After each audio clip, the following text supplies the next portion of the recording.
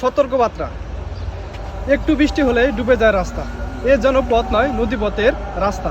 আমরা গ্রাম থেকে যখন শহরে আসি দেখতে পাই যে রাস্তায় বৃষ্টি হওয়ার কারণে রাস্তা ডুবে গেছে, কিন্তু আমরা দূর থেকে আসার কারণে অনেক রাস্তা আমরা চিনি না, যেখানে অনেকে দুর্ঘটনায় সম্মুখীন হয়ে অনেকে পঙ্গু হয়ে যাচ্ছে বা অনেকে জীবন হারাচ্ছে।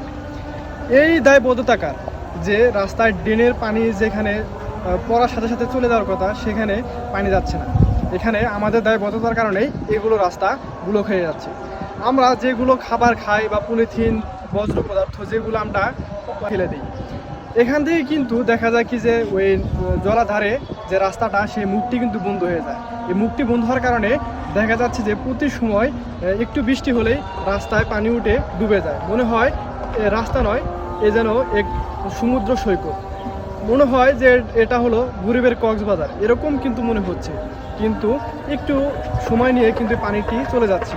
এর মধ্যে আমাদের করণীয় হলো আমরা যেন যখনই যা খাই না কেন নির্দিষ্ট স্থানে ফেলি, আমরা এই জলাধারগুলো বজায় রাখি এবং আমাদের ড্রেনগুলো সচল রাখি, তাহলে এই রাস্তাগুলো কিন্তু জলাধারে আর বন্ধ হবে না। আমরা চাইবো এই দেশটা সুন্দরভাবে চলুক। আমরা চাই দেশের মানুষ শান্তিভাবে চলুক। দেখেন, আপনি যে রাস্তায় আপনি চলাচল করেন সেই রাস্তায় আপনাকে যদি চোখ বেঁধে ছেড়ে দেওয়া হয় তাহলে কিন্তু সহজেই কিন্তু আপনার গন্তব্যে আপনি পৌঁছে যাবেন।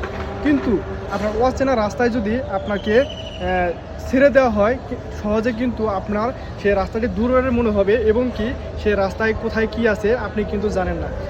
সেখানে কিন্তু আপনি দুর্ঘটনার শিকার হবেন।